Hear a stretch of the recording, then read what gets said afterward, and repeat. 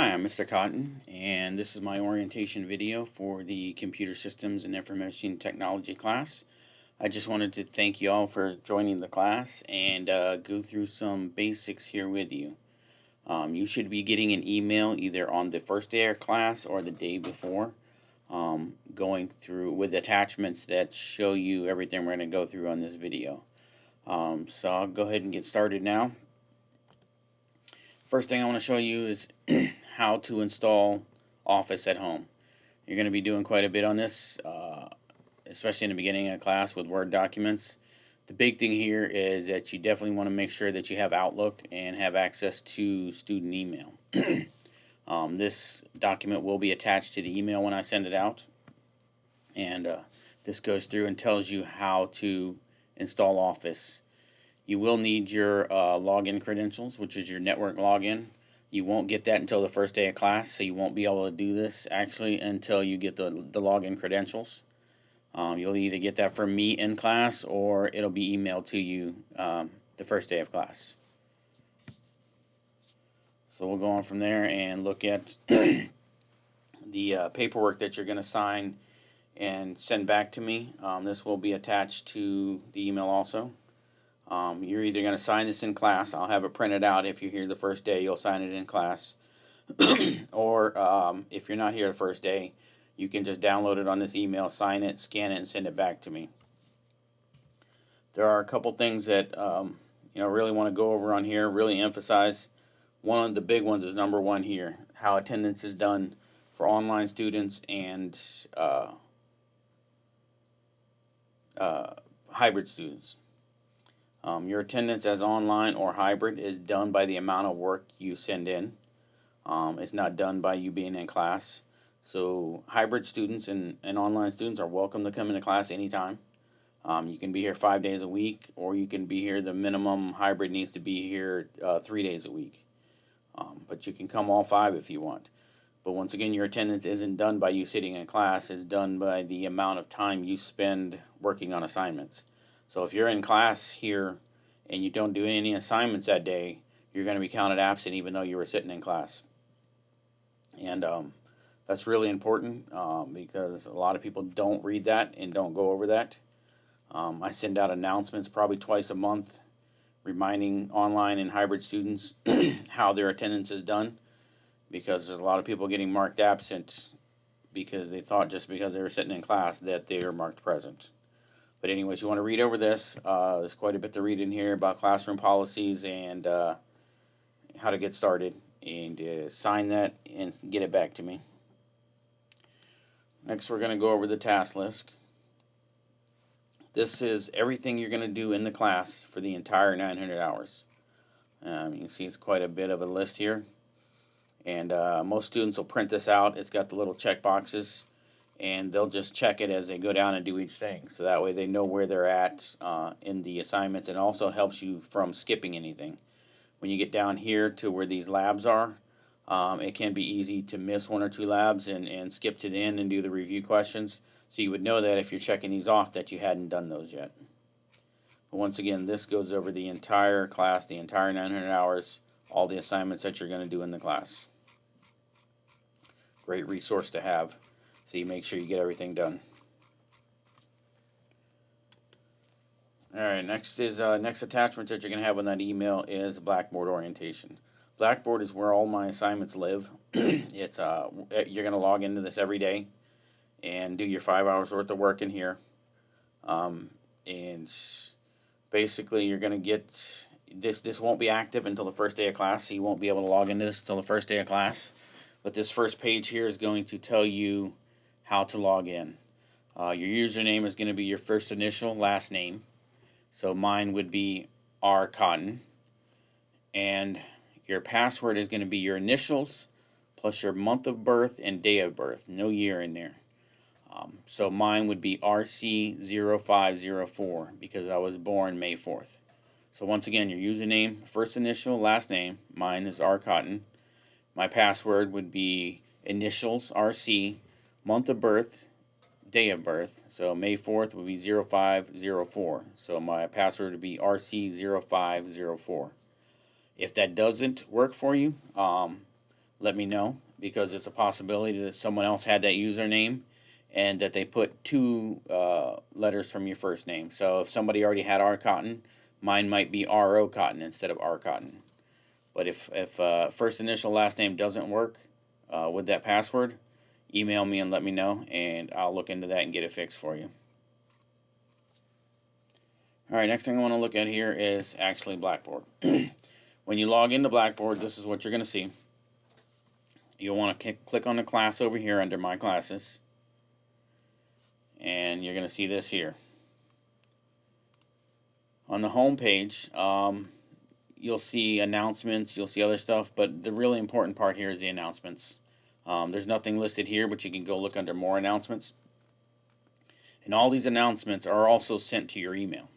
So it's really important that you check your student email on a regular basis. They're sent to your student email, not to your personal email. So they're going to be sent to the email that the school issues you. And here's the attendance announcement that I said I sent out. Last time I sent it out was March 11th. It'll probably be going out again before the end of March. This, once again, is to remind students how their attendance is done for hybrid and online.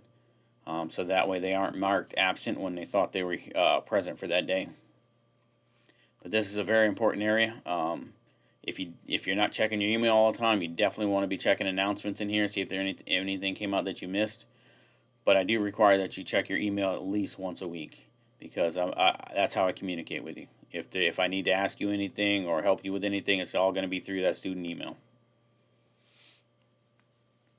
Next, we'll look down at course syllabus.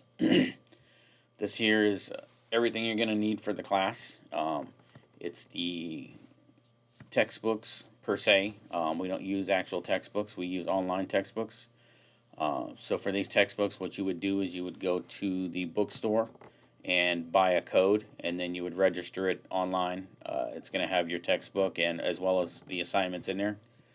And you don't want to buy them all at once because they can change. They do put out new textbooks throughout the year.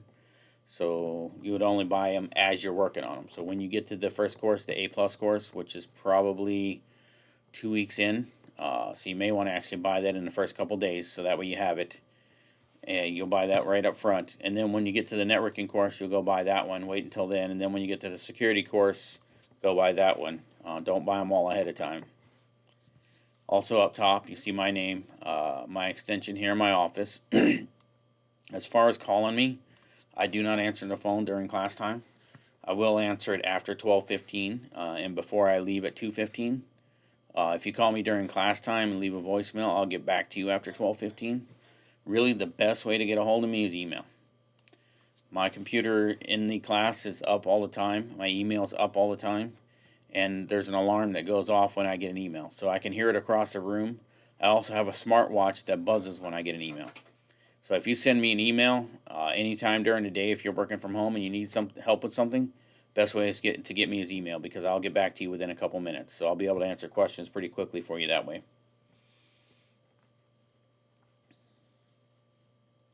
Next, we're going to look at tools. Once again, here the important part is the announcements. If you don't go to the announcements on the home page, you can get here through the tools. This is the previous announcement you'll see here. And the other thing I want to show you in here is your grades. And here you'll be able to see what assignments you've turned in, what grades you have. You'll see a little chat bubble if I left a comment on it. Of course, that was this is my test account and me being funny. But if I left a comment on your grade, you'll see the little chat bubble there. And typically, I leave a comment anytime you get less than 100%. Another thing I want to show you in here is the gap. If you're not using the task list to check each thing off, so that way you don't miss anything, you can also see it in here in your grades. So if you see, all these grades filled in, but one missing and then more grades after it, then you missed an assignment there, and you can go back and do that. It'll tell you which assignment here. So those are the two main things you need to look at in tools. There's some other stuff you can play with in here. There's some chat. There's where you can chat with other students who started at that same time as you. You can create journals. There's some other cool stuff in here you can play around with. You can take a look at that. Now, next thing I want to look at here is top exam scores. We like to make a little competition in the class. The students seem to like this. The top 5 exam scores are posted here. This obviously is by your permission. If you don't want your exam score posted, I wouldn't do that.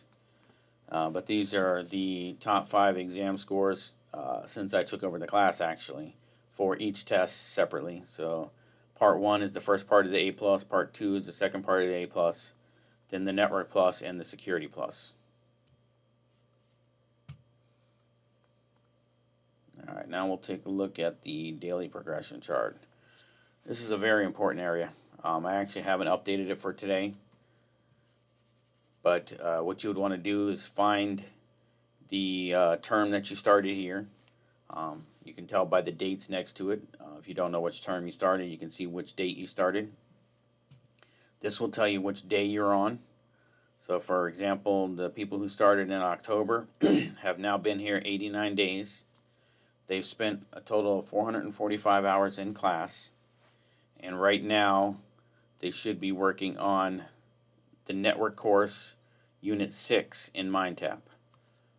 Now that can go right back to the task list. You can go back to your task list and find this task on that task list and see how close to you are to it, or if you're behind or ahead. If you're behind, you can see, I'm only 1 or 2 assignments behind, and try to catch up to that. But this progression chart tells you on a daily basis where you should be in order to finish the class within the 900-hour limit.